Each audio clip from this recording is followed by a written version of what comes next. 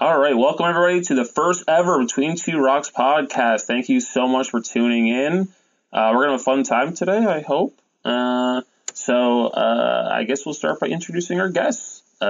Straight ahead is my co-host for the afternoon. He is a aspiring real estate magnate / good friend of mine, and welcome to the show, Colin Ryan. Thank you. Good to be here. I'm excited. You see how this first one goes. This might be the first and the last. We'll see. Your excitement is obvious. That is good. And my guest today, our first ever guest, is someone I met through like the New Haven bike community and just various things. She made me a super cool illustrated headshot, which I use all the time now. Please welcome Caroline Smith. Hey, what's up? Hey, how's it going? Good. Good. Thanks for coming here, guys. Appreciate it. She sounded more excited. Yeah. It's more natural for her. Yeah.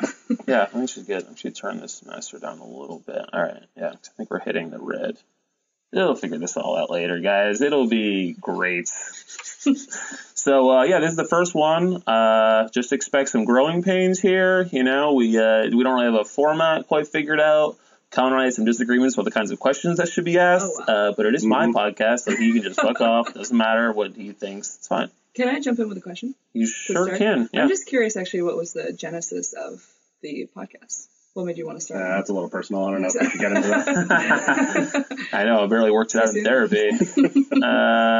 It's just more another way to get the voices out there. You know what I mean? It's a way to kind of free flow ideas. When I write Between Two Rocks, it's super fun, but it's mostly my voice. You know, and maybe one or two other voices in New Haven, but fundamentally, I'm kind of like in my own little world, you know, and I figured this was a good way to sort of bounce ideas off of other people and just, you know, I don't know. I think there's something to be said for the conversational nature of podcasting. So plus, like, I think New Haven independent radio or whatever, like, it's cool, but it's probably a little bougie and like you probably can't swear or whatever, you know.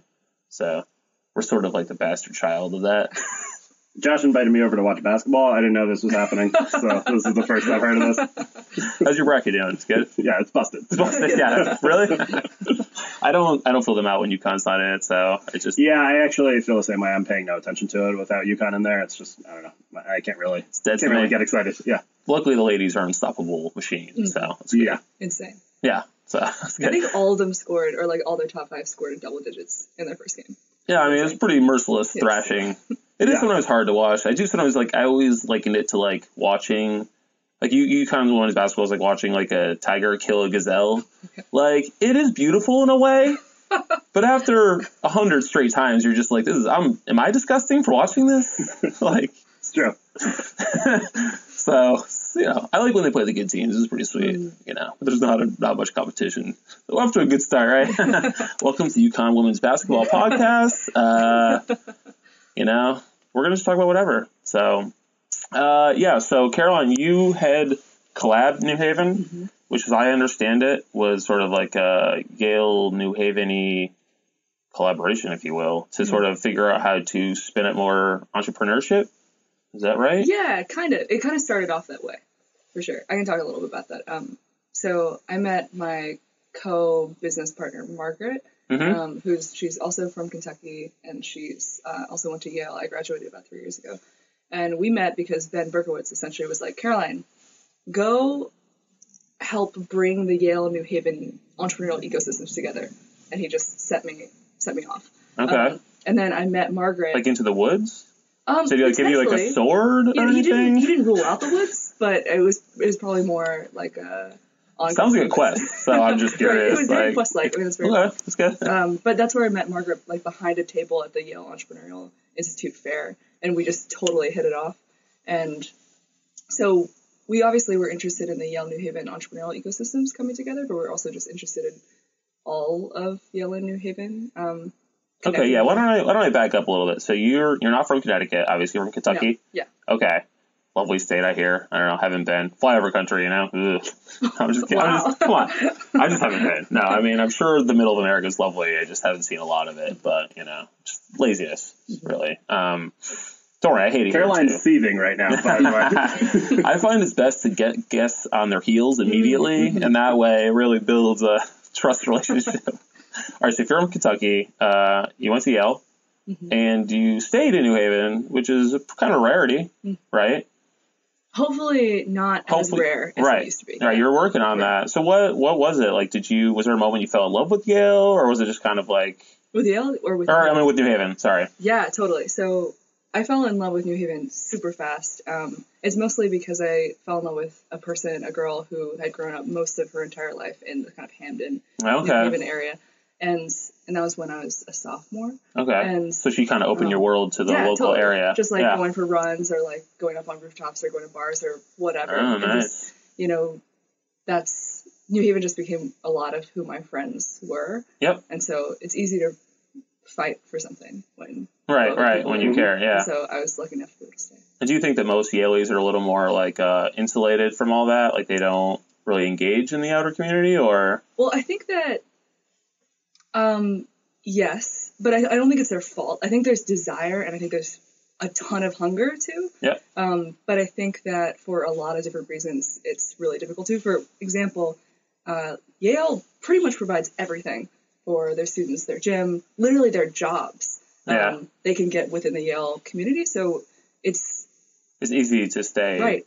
I mean, it's comfortable. Yeah, it's comfortable. And then, of course, obviously the things that are said about New Haven from Yale as an institution, which I think is slowly changing. For example, trying to build that bridge. Yeah. Right. They used to have, as part of freshman orientation, something called the safety session, and that was the only session about New Haven. And now they switched that to Welcome to New Haven. Oh, which is not just like a crime-based fear presentation. Okay, don't walk past Popeyes because you will die immediately. Right. But those like rhetoric shifts are huge. And they just need to do them more consistently. Yeah, there's a huge psychological aspect to all that. How you first... Right. Interesting. How did UConn talk? Did you go to UConn? No, I went to Southern. Okay. How did UConn and Southern talk about the broader New Haven community? I mean, UConn didn't even, there was no acknowledgement of New Haven at all. It's just like, well, if you want, you could take a bus to Hartford, but you don't want to do that. But I'm from Coventry, so UConn was basically already home. Like, there was no culture shift. They were like, oh, there's cows everywhere. I'm like, yeah, I know. I remember, like, I grew up here, so there was no, It was just Southern was similar for me that it's in New Haven, so I was already right nearby. I felt like home, but Southern has a weird isolation, I feel like, from New Haven, where it's like you go there and it's not well integrated at all. It's basically in New Haven, but the opportunity to have like a campus in the city is not, it's completely lacking at Southern. You know what I mean? Right. I mean, similar to Yale, how does Southern talk to its students about engagement in New Haven? Is it something that's like welcomed? Is it something that's just not talked about? Is it something that's... in my experience, not. It's just not really talked about. It's different too, because it's, it's like half commuter, half, people living in dorms. So there's less of a, population coming from far away that's like, this is your home now. It's a lot more people that are already from around here. So there's already awareness of the city. But I feel like it is a big missed opportunity that they could integrate with, Hamden and New Haven a lot more. I mean, there's a massive built infrastructure over there and a huge population of people. And there's, you wouldn't really have as many people like going downtown or like that kind of thing at Southern, where I think there could be, Yeah, I think, in a lot of ways with the state schools, it's like they're the people from around that area. So like I'm from Coventry. A lot of kids went to Eastern Connecticut because that was like the local, cheapish, not that hard to get into school. Sorry, old classmates. But, I went to Central for a year just to avoid a lot of those people. Like, no offense. Sorry, guys. I'm not sorry. I don't like you at all. Please don't tune in. No, I'm just kidding. I'm sure they're lovely. I don't talk to them. Coventry people, come on. They're all still in Coventry. They're not going to hear this. Don't worry. It's fine. They don't listen to podcasts in Coventry, so it's not a problem. That's right. They haven't heard of that yet. They'll get it eventually. I know nothing about Coventry. Nobody does. Nobody I have no picture in my head. Like, what is it? What did your backyard look like if you had a backyard? It just looked like a yard with a bunch of trees. A lot of forests, forests, a bit of farmlands. We have a lake, so we have lake folk. Coventry, like swamp people, is that what? I wouldn't call it. I mean, it was more of a large pond than a swamp. Coventry is the town I always say is like, it's the town that proves that just because you have a house on a lake does not mean you have a lake house. More of a lake shack. Lake adjacent. It's nice, but it's all right. I don't miss it. It's kind of a boring town, but it's like fun if you want to raise your kids somewhere quiet, I guess. There's not a lot to do, so I prefer, and that's why I think, like, for me, I fell in love with New Haven because I was like, oh, I can, like, just walk places, and there's, like, things to do via bike. What a, like, it's just crazy, you know? And I think, like, you know, that's happening in a lot of places, really. People are like, oh, we really want to make everything more accessible, you know, not via cars or whatever. So, yeah. So you kind of fell in love with New Haven, and you got a job with Click Fix? Yeah. So I met Ben also my sophomore year through the Daily Nutmeg. Okay. That awesome newsletter. Yeah. And I basically just saw his picture and I saw the description of Click Fix and was like, he's the coolest guy in the world. I have to reach out to him. And so I met him when I think Click Fix office was in a different place and it was full of hammocks and boxes and stuff. And we really hit it off. And is it not like that now? Less boxes. No, I think more hammocks. More hammocks. Hopefully more hammocks. It's actually all just hammocks now. Ideally. But yeah, I think Ben's a huge mentor of mine. Have you met Ben? I think I have run into him in passing, but I've never really formally met him. Yeah, he's amazing. And so after I graduated, I went back home to Kentucky for a second. When I was a senior in college, I was really interested in military service, and I thought that was a direction that I was going to go. And then I remember having this really pivotal conversation with Doug Houseladen, where he was like, there's multiple kinds of public service that you can do. And then Ben just kept on messaging me on Facebook about like all these things happening in New Haven, and he was lucky enough to get a job, which I'm still super grateful for because it's the only reason I was able to come back here. That's awesome. So you could be in Afghanistan right now. Is that what you're saying? I don't know about that. So he basically saved you. You need some sort of medal or something, right? Right. Or you could have been a hero that saved a bunch of people. Maybe it's the... All right, we won't go down that path. Yeah, I actually find that's the case where, like, for me, I get pretty amped up about New Haven, and I feel like it affects other people. And they're just like, oh, man, like, yeah, you make it sound so great. And they're like, yeah, I mean, I think it is, but I don't know. Well, I've actually never heard the origin story of Between Two Rocks. Like, I think it's fucking awesome what you do. The blog itself, yeah, or I think the you're just name? Creating content about strictly the name. Because I actually didn't come up with the name, so I put it to a vote, and actually one guy came up with the top 2 vote getters. That was Wait, pretty... did you have the content first and then people named it? I had the idea first, and I said I need an idea for New Haven blog. When did you start it? I guess 2 or 3 years ago. So, I don't know, maybe longer. Time flies. Yeah, why did you? Are you saying I shouldn't have? Is that what you're getting at? No, I'm excited. Because I do question if I should. No. Yeah. I always loved writing. I wrote at UConn for the Daily Campus. A friend of mine, I was ranting about something, and he was like, you should write commentary for the articles. Like, you're funny. And so I started writing, and I was pretty popular by, I don't know, UConn newspaper standards, which are not very high. But, you know, I fell in love with it, and then after college, there's like nowhere to really write. Like, I mean, it wasn't a journalist major. I was like a computer guy, so it was like I didn't know how to continue it. So I kind of wrote blogs personally, but I'm just like, why would anybody read about like my thoughts on anything? You know, like just random thoughts. So I thought, you know, once I fell in love with New Haven, I was kind of like, oh, like there's not really a place for like just opinions.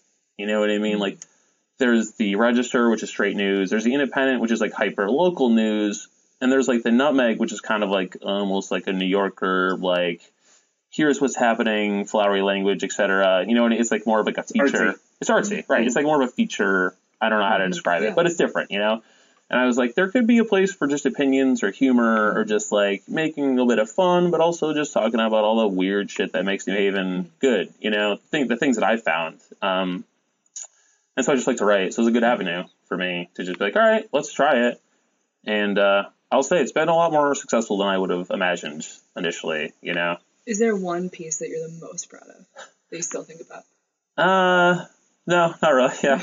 I was actually pretty happy with the one I wrote recently about people should stop complaining about Connecticut, because a lot of people reached out and were like, that's awesome that you're just like, listen, man, we can do it. We just got to like put our, you know, minds to it. Like, this is not an unsolvable problem, but we got to stop pretending that this is hell, and we had to start like making changes or whatever, you know what I mean? And so I think that's just like an attitude shift. So I was proud of that, but plus it was my first chance to Photoshop Sam Malloy's head onto a, you know, Mad Max character. So that was pretty good. How did you fall in love with New Haven?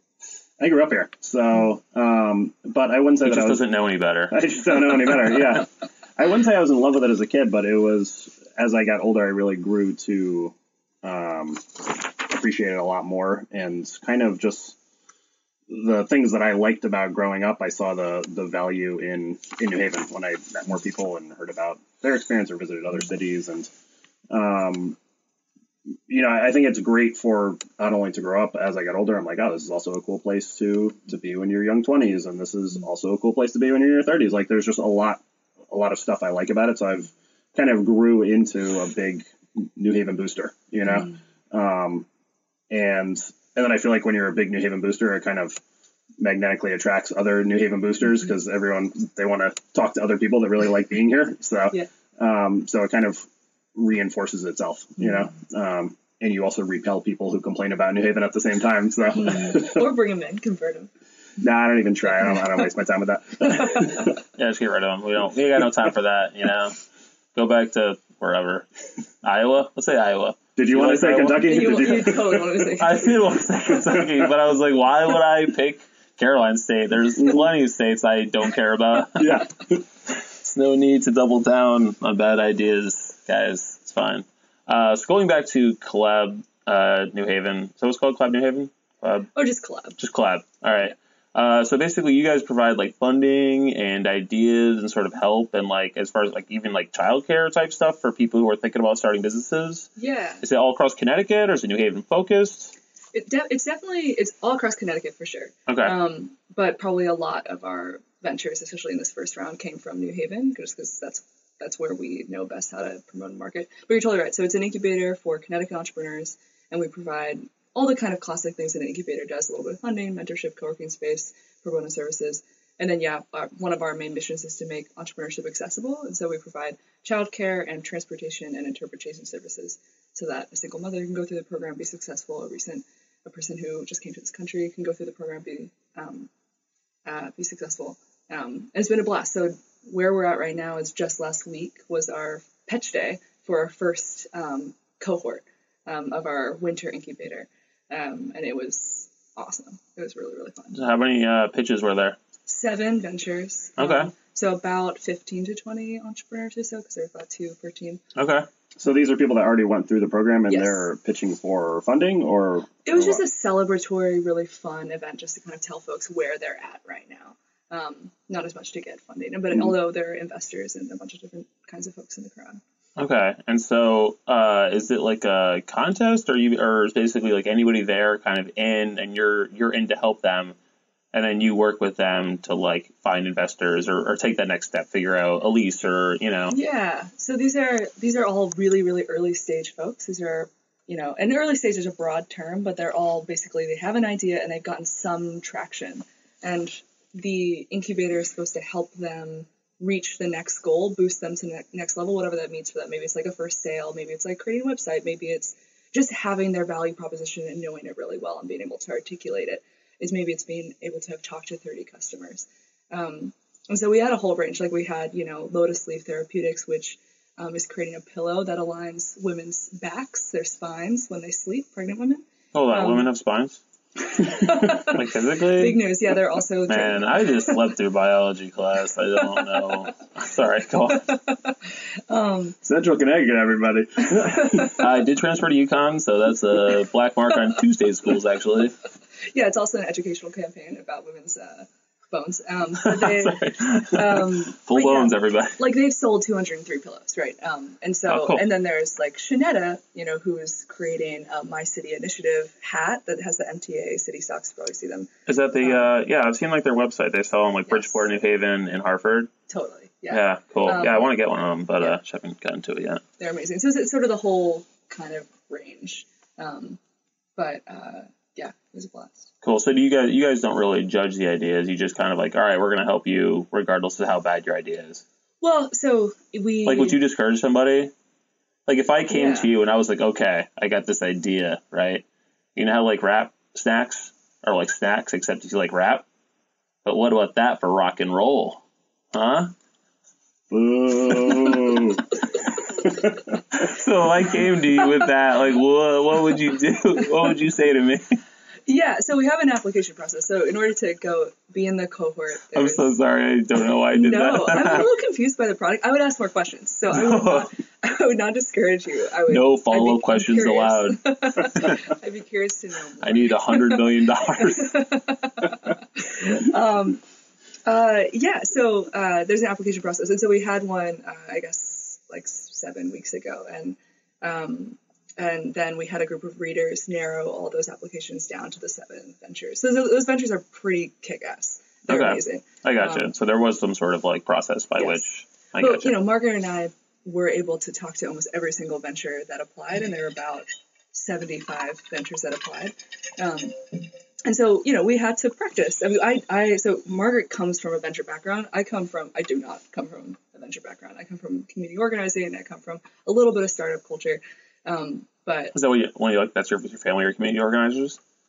No, my parents are psychologists. Okay, because you say you come from, I don't know. I come from a community organizing background, as in before Collab for the past years, okay. With Bike Month. Come from a long line of community organizers. We came over on this ship that we organized ourselves. I don't know. I guess my mom, when she was in Korea, so my mom grew up in a tiny village in Korea, and she hasn't told me a lot about this, but I mean, it was a time when she was growing up of like incredible student advocacy, but she doesn't tell me about that. So maybe I do come from a lineage of community organizing, but she doesn't tell me about it. I wouldn't be surprised. Yeah.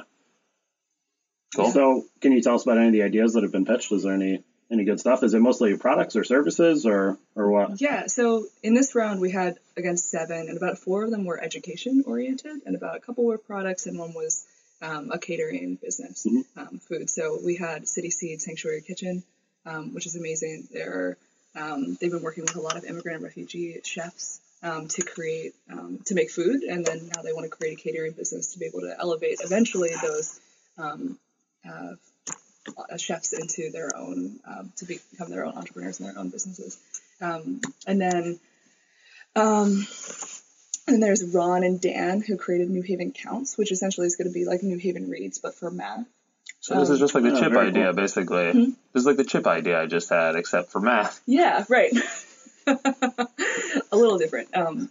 Yeah, and then we had SciKit, which wants to create rentable, affordable kits for teachers to use in the classroom around science. Because right now, you know, because of a myriad of different reasons, like teachers often have to pay out of pocket for the materials they use in a class, which is insane. And so SciKit wants to make them rentable, make them. Now, do you know if teachers have to buy their own guns, or if that's like, are they like state provided? Does anybody know? They buy the holsters, but the guns are provided. Oh, that's actually, yeah. Are holsters expensive? They can be. Yeah. All right. On a teacher's salary, yeah. Have you guys ever wanted to start something? I run 2 businesses, so. Boom, yes. Already there. What do you run? So I'm a freelance web developer, Colossal Ventures, that I've been doing for about over 10 years, almost. So I went to school for things totally unrelated to building websites, and then I came out and just started doing that, and I realized I could make money, so I just did that for a while. And then just recently, in the past few years, I started buying houses, and I have been getting more into that business, renting apartments under Elm City Homes is my business for that. Do you see a relationship between Elm City Homes and Colossal Ventures? Like, do you see any kind of No, not at all. I'm the only thing that's crossing between those 2 things. Yeah. What did you study in school? I went to school for undergrad for economics, and then I got a master's at Southern for urban studies, which is basically like kind of like urban planning with more of a social focus as well. Mm-hmm. And I got a minor in computer science undergrad, so that was kind of like a little computer component. Mm-hmm. But I use all of those things, economics and urban studies for sure. Just nothing, didn't get a job directly out of it. I've always had like an entrepreneurial spirit, so that's kind of what motivates me. And how about you? I would say the total opposite. I've never wanted to do anything. I'm That's the whole sentence. That's it. It's done, guys. There's no podcast over now. This is our first and last. No, I actually have never really thought of myself as an entrepreneur or anything. I've never really wanted to like run a business. But I've always loved writing and I don't know, that side of things. And I think I'm honestly not sure. In some ways, this feels like totally accidental. Like I didn't really mean to like make Between Two Rocks a thing that like like, it's crazy. Like, I was at a party like a week ago, and I was cracking some jokes, and this girl's like, "Oh, you're really funny." I was like, "Yeah, I do stand up." And she's like, "Oh my God, so does the guy who does Between Two Rocks." I'm like, "Yeah, it's me." It's just like, well, like, there's just the one guy. It's me. There's not several of us. Like, but I never imagined it would be anything that people would care about, but it's super fun. Yeah, I love writing. And then a few years ago, I tried stand up, and I kind of fell in love with that. And now it's just like an obsession. So I still don't think of myself as like a creator or like a business owner or anything like that. I just have a lot of dumb opinions I can't keep to myself is the main thing. So comedy. Colin is nodding. He doesn't work on radio, but nodding disapprovingly. Yeah. Too? Are you a comedian too? I'm not a professional comedian, so I'm exactly like Josh. Yeah. Oh, okay. Well, I have technically been paid a couple of times, so I'm like sort of working comedian. For both of you, maybe slightly more for you than I'd be curious. I'm always curious about the transition from like the verb of something to the noun of something. Like I do comedy versus I am a comedian. And when did that shift for you? And maybe I don't have either of those things. Yeah, I don't consider myself like a comedian yet. I just don't. Like, I'm not. I think a lot of it is just I hang out with comics who've been doing it for a lot longer, and I see how good they are, and I know I'm like not there. I think I'm getting better all the time, but it's just like I don't know. It's probably just insecurity. Like, I don't think I'm that good. So I'm getting there, though. You know, I maybe consider myself like a comic more than a comedian. So that's like a baby comedian, maybe, you know, an apprentice. Josh was looking at job descriptions, and he was like, "Oh, comedian, do you hate yourself? This looks like a good career for me." I mean, I feel like I already hated myself, so I already had the prerequisites figured out. And I have an inflated sense of self-importance. So it was just like everything was already checking all the boxes. Do you feel like thinking, like walking around the world through the lens of comedy, like changes anything at all? Just how you interact with stuff, how you look at stuff? Because I feel like that's true for poets, right? Like a poet, I feel like looks at the world slightly differently, or like a photographer does. Do you think that's true for comedy? Yeah, I think it was always how I viewed the world. And I think probably Colin is the same way, where like you're always looking for things that are hilarious. It's just that when you the more comedy you do, the more you work that muscle out, and the more like you really start to like see all the things. And you already had those thoughts; they're just more tuned now, you know. But even when I hang out with Colin, like we're always riffing off each other's terrible thoughts. Funny people are just constantly waiting to tell a joke at all times, just churning through ideas in their head to get out there. Yeah, like Colin and I are in like a group chat with a bunch of our friends, and like a lot of them are like trying to like make plans, and Colin and I are just telling jokes and just making noise that is not helpful. Funny to us, but not maybe to the plan. How did you two meet? We kickball. Kickball. Mm-hmm. Good old Waka kickball. That's where everybody meets in New Haven. I know. The only way to meet people. Yeah. I had a friend who she's like, oh, like you should join a kickball team. Like, it's a great way to meet people. Because I was pretty new to Haven, and I happened to just randomly be on Colin's team, and the rest is mostly drunk history. You know, like we just got along pretty well, and like he already knew a ton of people, so it was basically like I got welcomed into this like mafia family of like New Haven people. I didn't know any of them. I just I helped Colin commit some minor misdemeanors, and I think really showed my loyalty, you know, because it is like a gang. It's just like a very soft gang. Yeah, it's a roving gang around New Haven. It is. It's funny because I grew up here and I didn't know anything about kickball. I never heard of it. And then I met one person who was in it. He was like, hey, you should come play. And it was an entirely different world of 400 people that were getting together every week. And I knew nothing about it prior to that. So it's like you're either, if you don't know about it, it's just doesn't exist, and once you're in it, it like consumes your whole life because there's totally so many people. I didn't. Yeah. I've heard exactly things like this. People mention it, refer to it, but I've never seen it. Oh, you've never even seen it? Oh, you should check it out. Yeah, it's just like experience. It's worth seeing once, just to be like, wow, there are some people really working out some adolescent stuff here. That's right. And drinking and just carousing. Like, there's definitely a lot of like incestuous relationship building and smashing going on. You know? Yeah. Is the gang that you're talking about still intact? Is it still together? We have mostly retired from kickball, I think. But yeah, we hang out with kickball people for sure. Yeah, those are like definitely friendships that have withstood. You know, I saw a bunch of them on Sunday for parade day. Like, you're still friends with those people, even if you don't see them as often, you know, for me, it was just like, I go to like the UConn football games, so tailgating 2 days in a row is just like, even by my incredibly dumb standards, is really self-destructive. So I had to retire for my own. Okay, who didn't turn their cell phone off? My bad. Amateur hour around here. What do you think it is about, because I think, well, I'm fascinated by this. I would read a whole article about New Haven kickball because I think it's fascinating. I wrote one. It's fine. I clearly didn't read it. It's fine. I always think it's funny. Somebody's like, I have an idea for an article you already wrote. Like, cool. Good to know you're... The funny part is that she's going to leave and not read that post. I should just repost it once a year. Well, maybe then you're best positioned to answer this because I'm curious, like, I think it's hard to create spaces like that where people can form like incredible friendships as adults.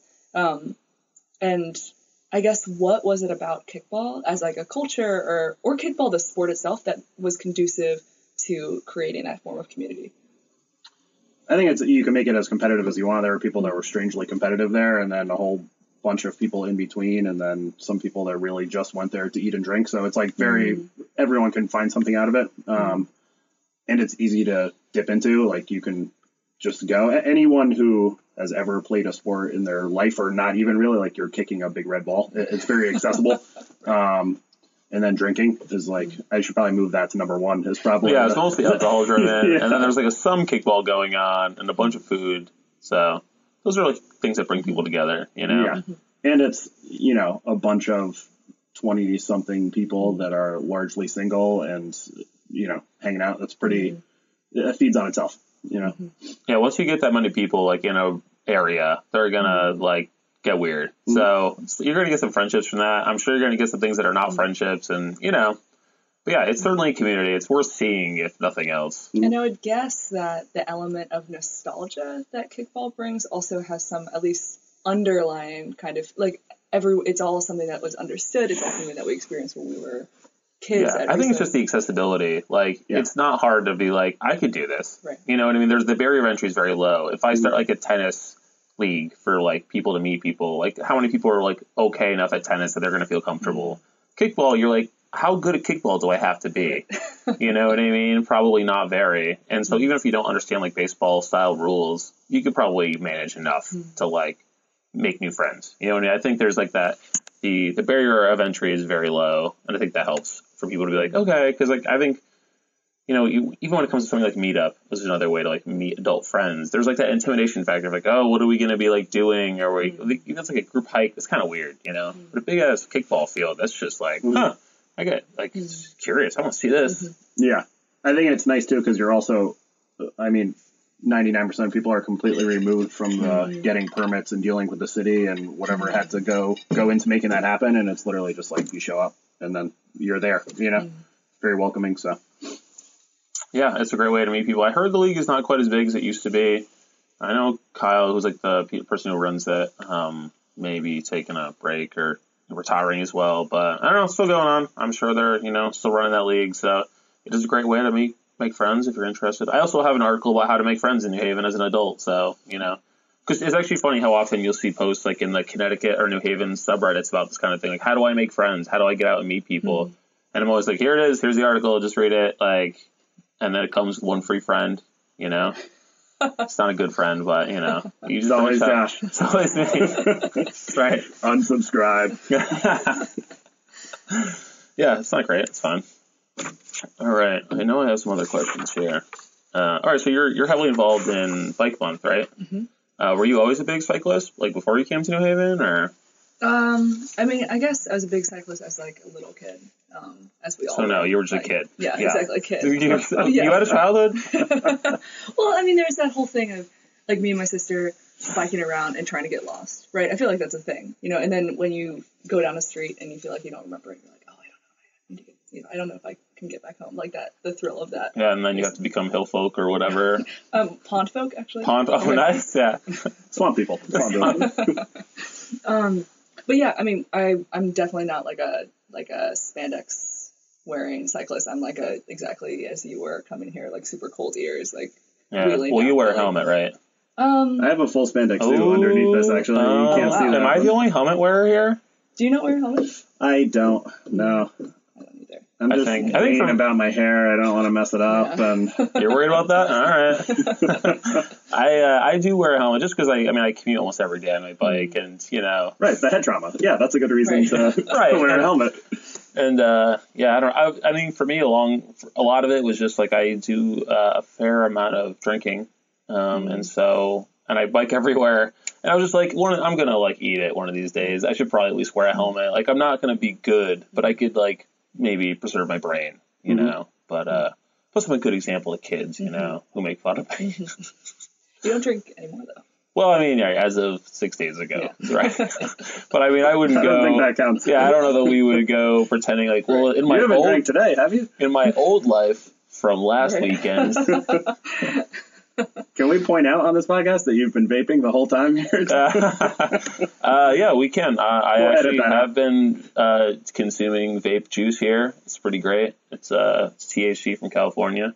Hopefully Connecticut legalizes it, and I won't have to like get it on the black market. But yeah, listen, comedy comes from weed, guys. I don't know what to tell you. I think I'm opposed to vape juice since you recently started this, just because I don't like the name vape juice. Yeah. It's fine if you're just going to smoke some weed. It's the juice part, I think. I describe it so badly. I keep calling it my vape tool, and Dana's like, "Why are you doing this? Like, what is going on?" Wait, do you call it vape juice, or is it called I do. No, it's not called. Yeah, it's just I have this way of describing things in the least attractive way possible.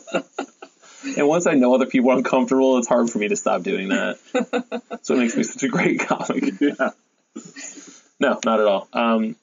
So, like, can you fix bikes? Are you, like, a good, Oh, definitely not. Definitely not, yeah, me either. I'm not a bike fixer. But I guess what I'm pretty good at, or what I've been doing for the past 3 years, is trying to create spaces where people can come together to celebrate bikes and to celebrate neighborhood culture and that kind of thing. Like Bike Month, which is the thing I help organize, is a month-long celebration of biking culture that happens in May. And our main kind of bread and butter thing we do are these big open streets events, these big neighborhood festivals in multiple different neighborhoods. And what we as Bike Month do is we partner with organizations and advocates in that neighborhood to put on that event. And we just support by, connecting folks who can do bike repair, like Devil's Gear, Bradley Street Bicycle Co-op folks, or free helmets, or just manpower and energy. That stuff's awesome. Yeah. I love it. I wasn't able to go, but I know you did the one in New Hallville last year and passed out 1 million helmets and everything. Yes. That was very cool. Yeah. It was super fun. And it's cool how it changes every single year. Like this year, now sort of the entire organizing body of Bike Month are all these organizers from multiple different neighborhoods. And so one thing that we're trying to do this year is, okay, we're this group of people from all these different neighborhoods. Let's ask for something. Let's advocate for something explicitly. Like, I think the events themselves are a form of advocacy. I mean, it's like lowercase advocacy. But now we have this ability to ask for something as a group of neighborhood advocates from across the city. And so that's the thing I think right now going into Bike Month I'm the most excited about. It's like, what is that thing that we're asking for? What kind of stuff do you mean, like bike paths or what? Right. Yeah. So I think what we're thinking about this year is, how there's like a homelessness commission. There's a bunch of different boards and commissions. There's not actually one for safe streets, like focused on transportation explicitly. And so that's, I think, something that we're thinking about asking for is this representative commission or this representative committee that talks directly to the mayor and talks directly to Doug and informs the transportation plan, the transportation vision for New Haven, and one that's representative of all different neighborhoods in the city. Because right now it's just who's the squeakiest wheel, who's the loudest, is the one that's eventually going to be most influential in informing what the vision. I mean, isn't that pretty much how government works now? Yeah, right. Yeah, no, I think you're just right. Just whoever's loudest gets what they want, and sorry, everybody else. Right, and that's why it's like really important to create really, really healthy structures such that that doesn't happen, so that the people who have the most time, who are the loudest, are totally a part of the voices, but just not the only voice. That there's like some sort of system. So I always thought Bike Month, which is May, is just the month you can ride bikes. And then you just can't ride bikes the other 11. I'm a little confused. I think you lost me a little. Well, you're actually totally right in a way because... Hold on. Okay, go on.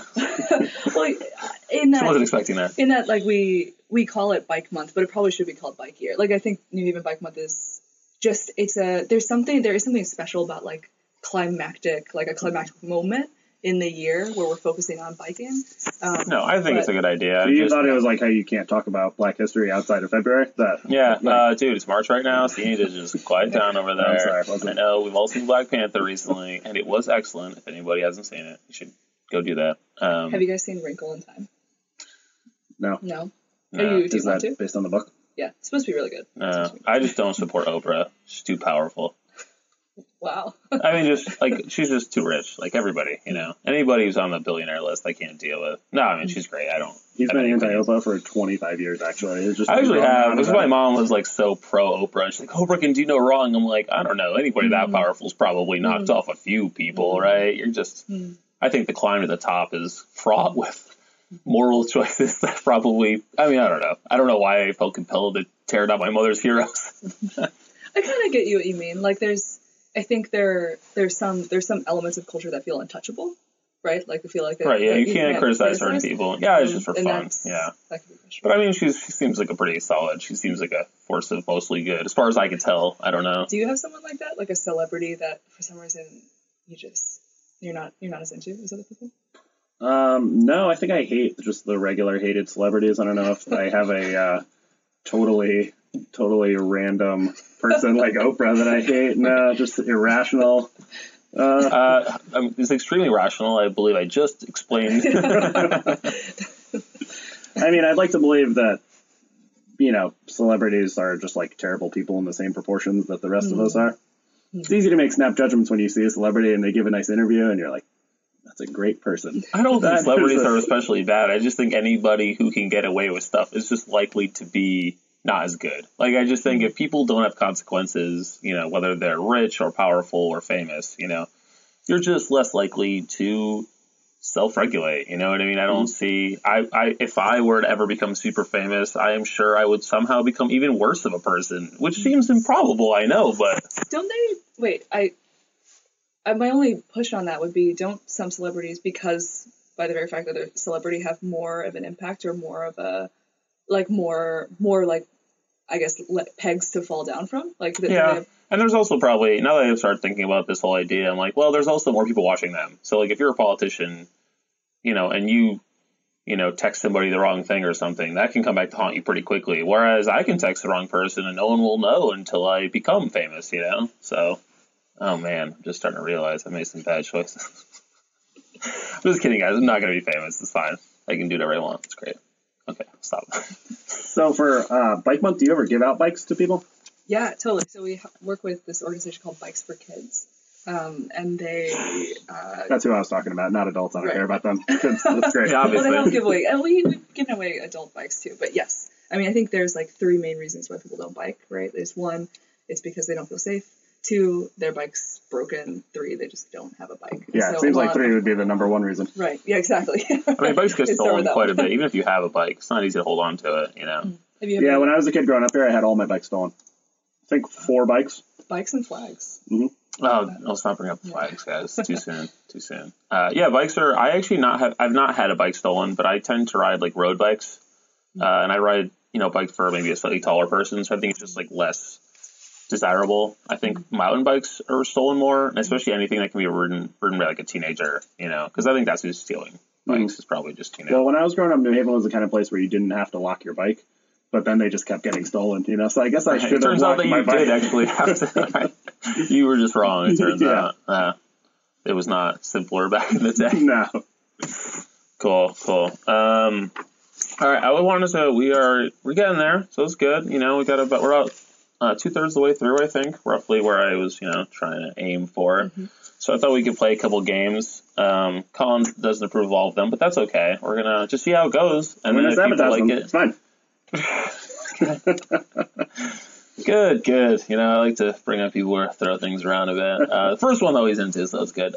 So basically the game is called Dictator for a Day. Okay, so basically I'm going to give you $50 million and you have carte blanche over the city for the day. You can do anything, but you got to spend that money like immediately. You know what I mean? So what would you? I mean, obviously if you like set a project, you can set that into motion. I'm not saying like if you can't build a playground in a day, that's not part of this fantasy scenario, but you have to enact, you have to make all your choices right away. And then, so what would you do to help New Haven with $50 million and Right. So I want to hear both of your answers. But my first thought is I am always interested in outcome, but I'm only as interested in outcome as I am in process. Like means and ends to me should always look the same. So what first initially pops in my mind is if I have $50 million, I want to have a big room full of people to help inform me make decisions on. I think that you don't understand what a dictator is. Yeah, you're missing the point of this game. Well, no, because I care what other people think. Boo! I think that's actually like the hardest thing to do in the world, and that's the thing that fascinates me the most. So as a dictator, I'd be very interested in that. Like process of collective Singapore? Come on, man. You have been crushing people to get to where you are as a dictator. You have to put yourself in the shoes of who this person is. You are Oprah's chosen daughter. Let's do this. I mean, that's why that's why I'm obviously automatically thinking about that bike month representative committee thing, right? Because it would be amazing to have this group of people where that could be distributed across every single neighborhood to build an incredible bike lane. One that's like collectively designed. Like I would love to see a bike lane on Grand Avenue. But I think it's only interesting to have one there if all of the merchants on Grand Avenue, for example, are really excited about it, feel ownership over it, or else it's just not going to work. And that's why I know. So even if there's one owner who doesn't like it, is that a problem? Like, no, that person should just be convinced. Okay. I thought you were going to say killed. Do you mean okay. Do you mean physically? Because we know people who could. That's coerced. I would also things that are popping in my head are I think the Methodist Church on the Green. I would love to like put some money towards building them a shower. That's a sanctuary church. Building them another shower because they have they have a family there. So giving them another shower would be amazing.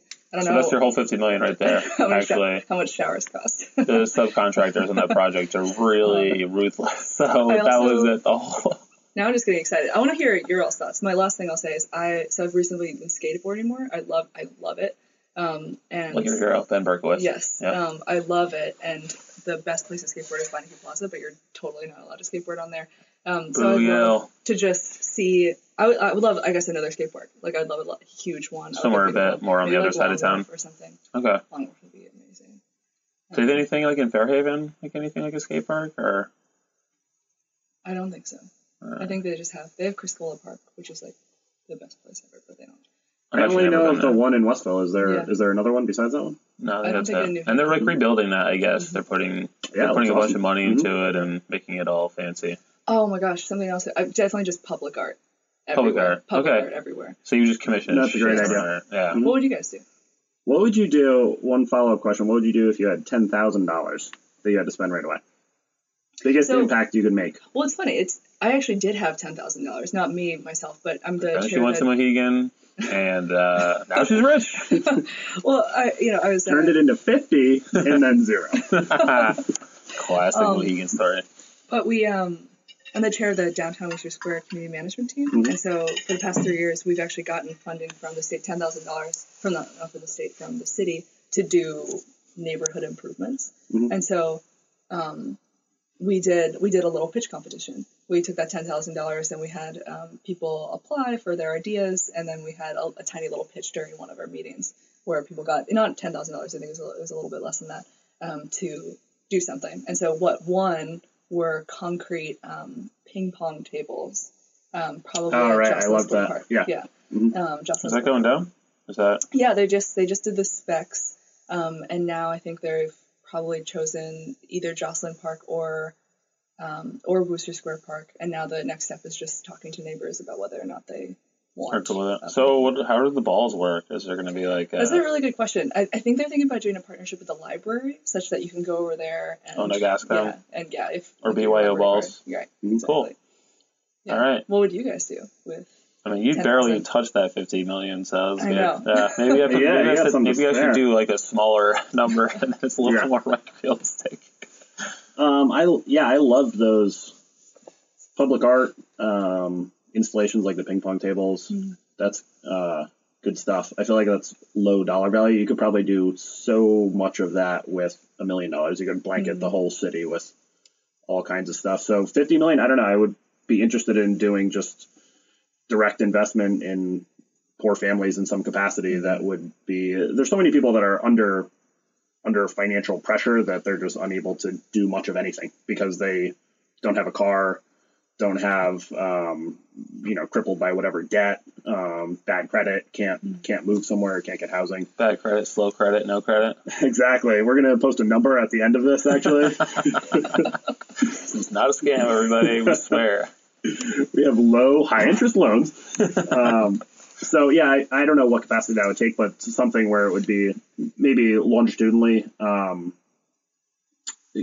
kids that are, either in tougher neighborhoods have less access to mentors, less access to capital, less of the ability to, kind of change the direction of their life just because of their life circumstances they were born into. So I don't know what that would take, but, $50 million, you could give 1,000 families 50 grand. That would make a big difference for a lot of families in a lot of enormous ways. So, I think Colin is a big proponent of universal basic income. I am. So I think anything that he could do that would manifest that would probably, Right. Yeah. I don't know how it's almost like 50 million's not enough to do that kind of thing on the scale that you would want, but I'm sure there are ways that you could think of setting something up that's, would be less of, one punch, and it would be more of, let's take a smaller number of people, but really bring them from birth to 25, and they'll have every same advantage that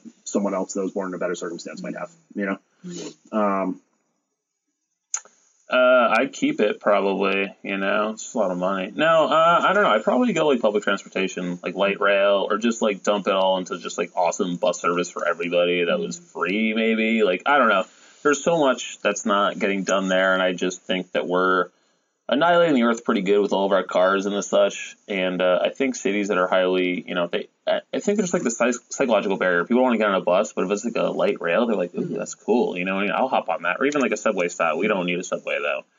And then, anything we could do to develop the waterfront. So I would just want to do a huge like economic development project there, because I think that. What about a casino? What's that? Casino? Put that on the maybe pile. I mean, I'm not as against the casino as I know you are. Yeah. Because I just think that, it's Bridgeport's not a good place anyway. So I don't know. I have mixed feelings about casino. So I'm like one of those people who thinks we should like legalize all vice behavior, because I just don't think it's it's going to happen anyway. So making it a crime just throws people with vices in jail together, where they get to explore, become experts in those vices.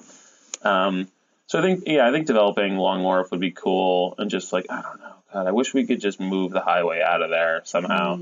Like in a perfect world, I would just like, did you guys ever see, I don't know if it was like Jonathan Hopkins' plan or some architects who had the plan, like make like a beltway around like the harbor, so like they would move the highway into the water, and then there'd be like kind of another intersection like north, like maybe more in like Hamden area, and then like the whole coastline would just be open for development, and I think that would be huge, because it's like, Haven is a coastal sea that somehow squandered its coast on like. But you would also have a ring of pollution around the beach in that scenario.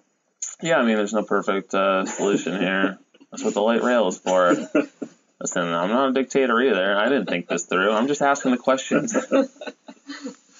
Yeah, I don't know. More bike lanes, more buses. So what would you do with 10,000? 10,000? Man, I don't know. That's a good question.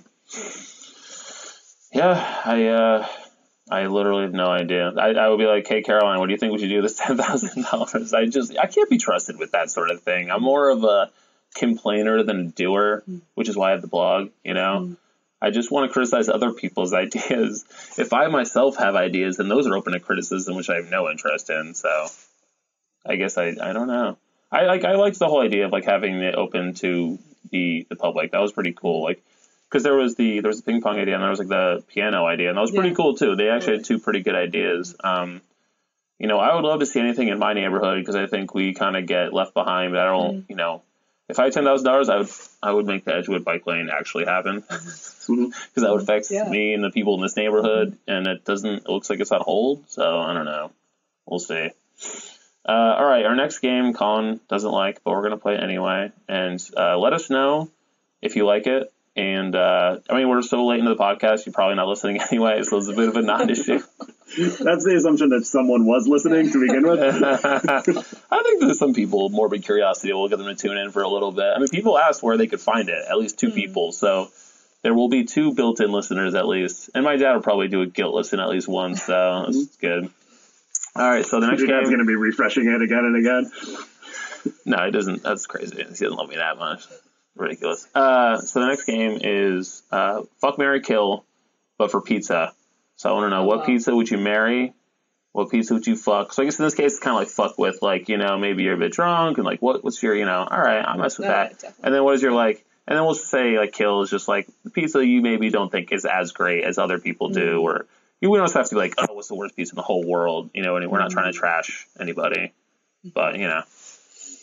What are the options? There's no. This is totally I feel free like form. I think freeform, yeah, because I feel like I don't want to restrict based on what I think, or you know what I mean.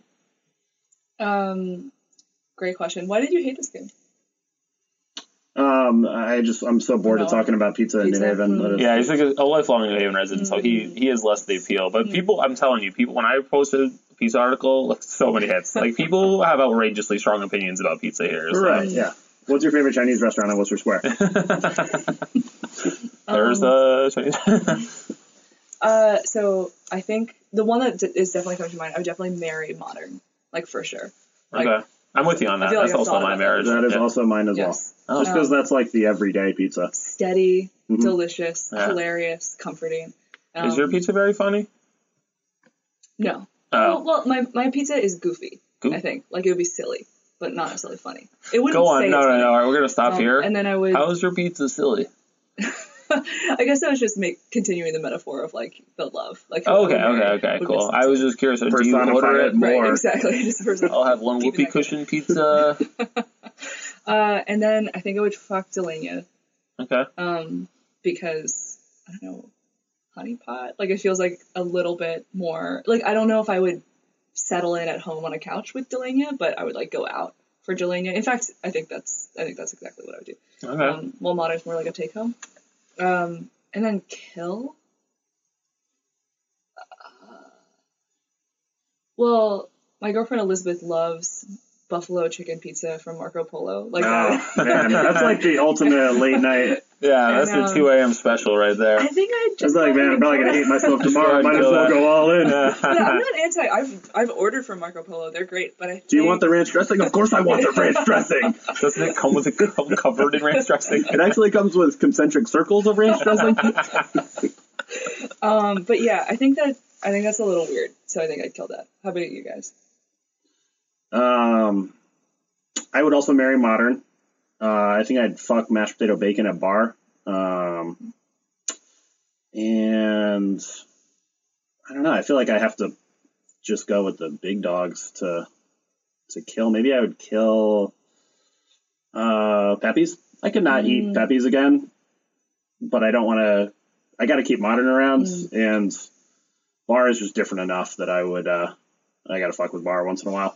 Yeah, totally. I actually have similar answers. I would marry modern. I think that they have just like even their straight cheese is just awesome. Good. Like I every time I have, God, this is still so good. Like you'd think I would get more sick of this, but I don't. And I would probably fuck with the also mashed potato. I don't eat bacon anymore. I don't eat meat, but just mashed. I mean, they have good mashed potatoes enough on its own. Yeah, it really is. Or like some garlic or even spinach.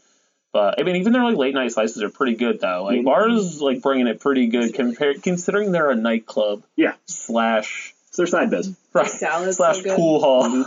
Their salad is basically just like candy though. But yeah. it's It's pure sugar, but it is delicious. And I would say I would probably kill Sally's just because I honestly, and this is just ignorance, I literally have never sat down and eaten Sally's like there. So I never have either actually. So I've had it like to go at like a party, but I don't, that's not the proper way to eat pizza. And I'm being unfair. I've just heard that they're like super rude and you got to pay cash. And now they're like bought out and they're going to do nationwide expansions. I'm like, whatever. Whoever these new owners are, I don't have to support you. I mean, I don't know. But yeah. All right, fuck, marry, kill Ethiopian places in New Haven. Oh no. Well, one question I have for you is about pizza.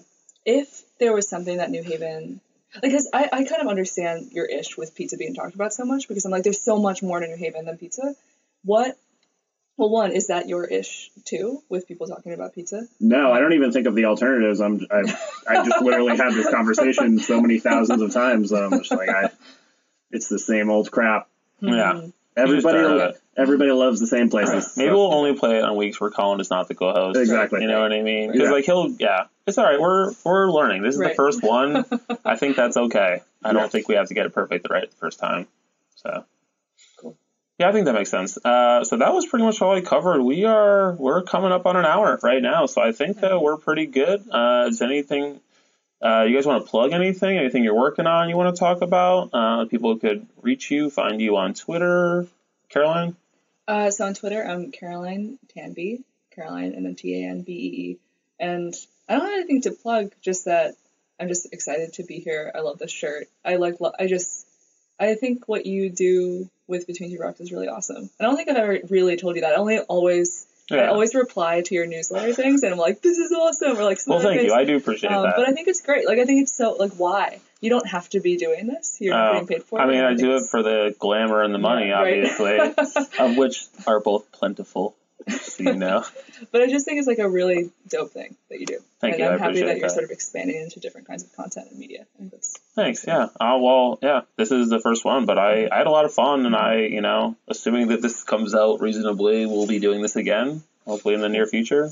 So yeah, nothing to plug, but this was fun, and I'm looking forward to getting this thing to grow. We can get some sound effect buttons on the computer. Oh yeah, like once you produce noises, you can actually play them during, like, we could have intro songs and stuff. It's just like I got a lot of other stuff going on, so it's hard to overcommit on the first one. We'll like sample out of context clips of Caroline that we can pepper into other shows. Oh boy, yeah. Do you know that by doing this, you've consented to have your voice used as a promotional tool in whatever deranged I do for my Marco Polo? For my Caroline endorses rock and roll chips. I am hosting an open mic at JP Dempsey's this week, Wednesday. I actually have no idea how early this will go out. It's every other Wednesday, so you'll probably see me posted on Facebook over friends. If not, you can follow me on there. I am JLevNHV, JLev New Haven on Twitter and Instagram, and I perform comedy various places, not anywhere around here anytime soon. So thanks so much for tuning in, and hopefully we will see you next time. Great job, everybody.